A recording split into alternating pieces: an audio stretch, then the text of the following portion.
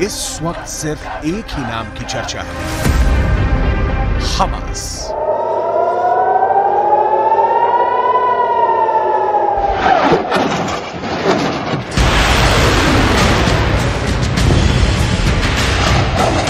Israel जैसे बेहद शक्ति संपन्न देश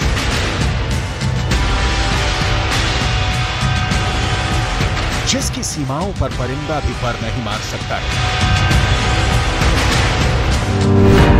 और जिसके आकाश को आयरन डोम के कवच से सुरक्षित माना जाता है,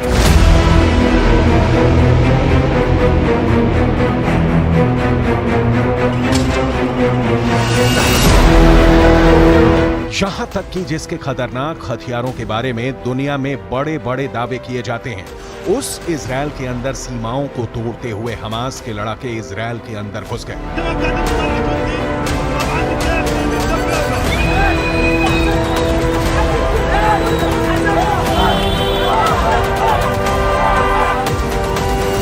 हमास का यह हमला बेहद सफल साबित हुआ। इजराइल पर 7,000 से ज्यादा रॉकेट हमले कर दिए गए। हमास के आतंकी इजराइल के कई नागरिकों को कैद कर गाजा भाग गए।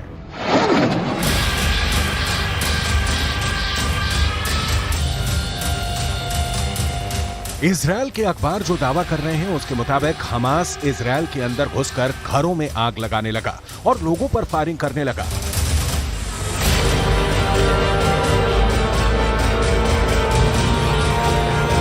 इतना बड़ा हमला कि चंद घंटे बाद इजराइल के प्रधानमंत्री का बयान आ गया, इजराइल के रक्षा मंत्री का बयान भी आ गया और इजराइल की आर्मी ने ऑपरेशन आयरन स्वॉर्ड शुरू कर दिया, जिसके बाद हमास के ठिकानों पर बमबारी शुरू हो गई।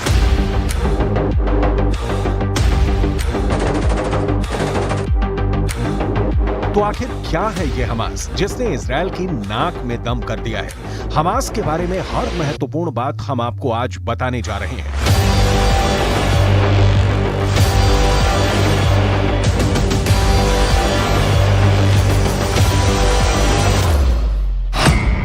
हमास एक अरबी भाषा का शब्द है जिसका अर्थ है उत्साह। हमास का पूरा नाम है शरकत अल मुकावामा अल इस्लामिया। इसका अर्थ है इस्लामिक प्रतिरोध आंदोलन। हमास का लक्ष्य है वेस्ट बैंक और गाजा पट्टी में एक स्वतंत्र इस्लामी राज्य की स्थापना। 1987 में हमास की स्थापना हुई थी और इसकी स्थापना के पीछे भी एक इतिहास है।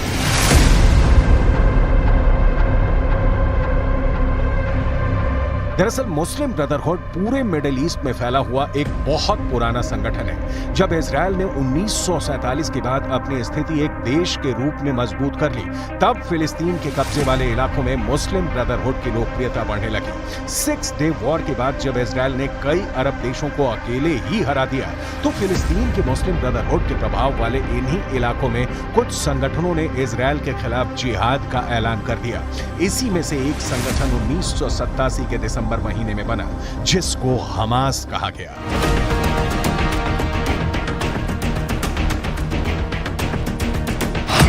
(1988) के चार्टर में हमास ने कहा कि फिलिस्तीन एक इस्लामी मातृभूमि है जिसे कभी भी यहूदियों को नहीं सौंपा जा सकता है और इजराइल से फिलिस्तीन का नियंत्रण छीनने के लिए पवित्र युद्ध यानी जिहाद छेड़ना फिलिस्तीन के लोगों के लिए एक धार्मिक कर्तव्य है।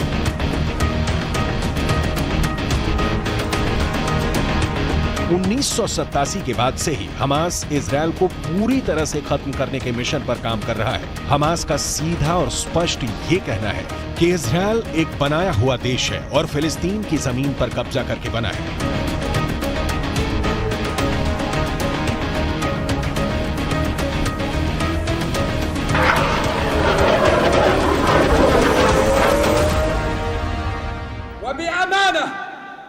سنسأل عنها أمام الله وبثبات الرجال وعهدة الشهداء أننا لن نعترف بإسرائيل.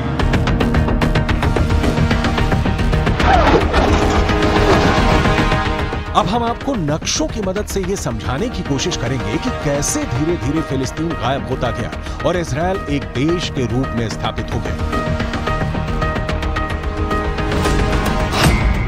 इस नक्शे में जो हिस्सा हरे रंग का है वो फिलिस्तीन के प्रभाव का है और जो हिस्सा सफेद रंग का है वो इजराइल के प्रभाव वाला है।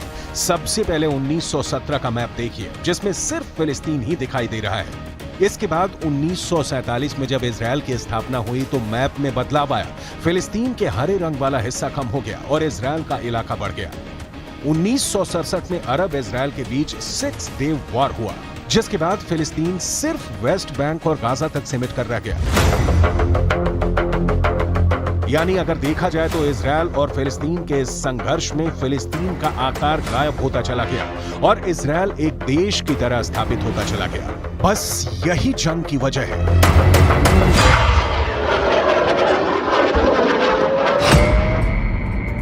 हमास कहता है कि जहां इजराइल मौजूद है वो फिलिस्तीन की मातृभूमि है, जबकि इजराइल ये कहता है कि जहां हम मौजूद हैं ये यहूदियों की ऐतिहासिक जमीन है।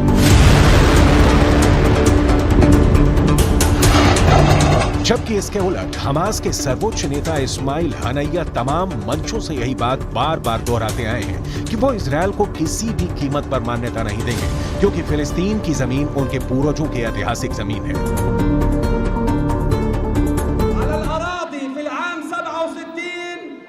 عاصمتها القدس والأسرى واللاجئين نحن معها وموافقون، ولكن مقابل هدنة وليس مقابل اعتراف أو تنازل عن أرض الآباء والأجداد। फिलिस्तीन की भूमि भी 2 हिस्सों में बटी हुई है। फिलिस्तीन के अंदर 2 तरह की सरकारें चल रही हैं। एक सरकार वो है जो कि इजराइल को स्वीकृति देती है, लेकिन दूसरी सरकार हमास के प्रभाव वाली है जो इजराइल के साथ किसी भी तरह की शांति वार्ता का विरोध करती है। इजराइल और हमास के बीच अब तक कई युद्ध हो चुके हैं। हमास की मिलिट्री विंग की ये रणनीति होती है कि वो इजराइल के नागरिकों और इजराइल के सैनिकों के खिलाफ हमले करते रहते हैं और इन हमलों को वो प्रतिशोध या बदले की संज्ञा देते हैं। हमास अक्सर तभी ज्यादा हमले करता है जब इजराइल हमास के बड़े आतंकियों पर टारगेटेड हमला करके उनको खत्म कर देता है।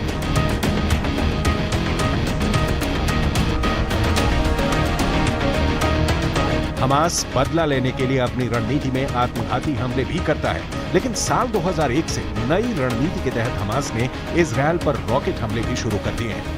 हमास के हथियार गोदाम में मुख्य रूप से 16 किलोमीटर की रेंज वाले रॉकेट शामिल हैं। ये रॉकेट कई बार इजराइल के सुरक्षा कवच को भेदने में सक्षम रहे।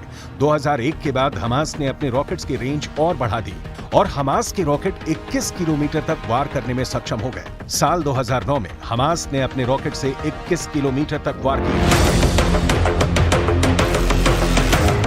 लेकिन इसके बाद हमास ने अपनी रॉकेट की रेंज और बढ़ा दिया और गाजा से 40 किलोमीटर दूर तक हमले शुरू कर दिए।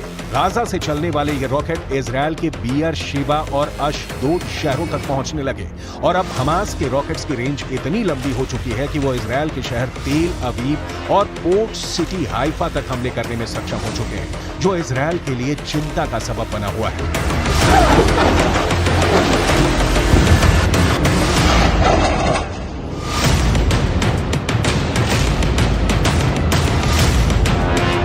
हमास के सबसे बड़े नेता का नाम इस्माइल हनीये है, जिसको इजराइल के अस्तित्व पर सबसे बड़े खतरों में से एक गिना जाता है।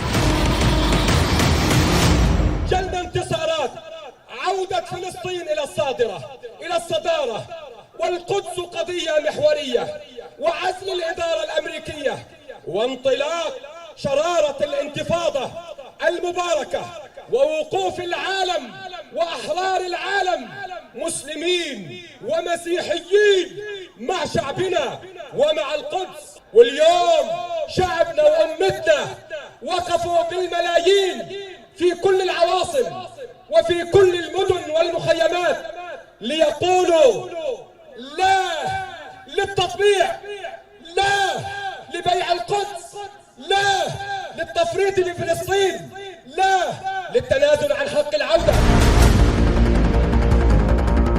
हमास के सर्वोच्च नेता इस्माइल न सिर्फ इजराइल के अस्तित्व का विरोध खत्म करते हैं, बल्कि वो अमेरिका के भी विरोधी हैं। अमेरिका ने इस्माइल को आतंकवादियों की लिस्ट में डाल रखा है। हमास गाजा में अपनी एक पूरी सरकार चलाता है और वो इसके लिए बजट भी पास करता है। हमास गाजा की वक्फ संपत्तियों के प्रशासन को संभालता है और गाजा के अंदर हमास अपनी अचल संपत्ति का विस्तार 10% से ज्यादा कर चुका है। हमास के ट्रस्टों के पास 2000 एकड़ की कृषि भूमि है।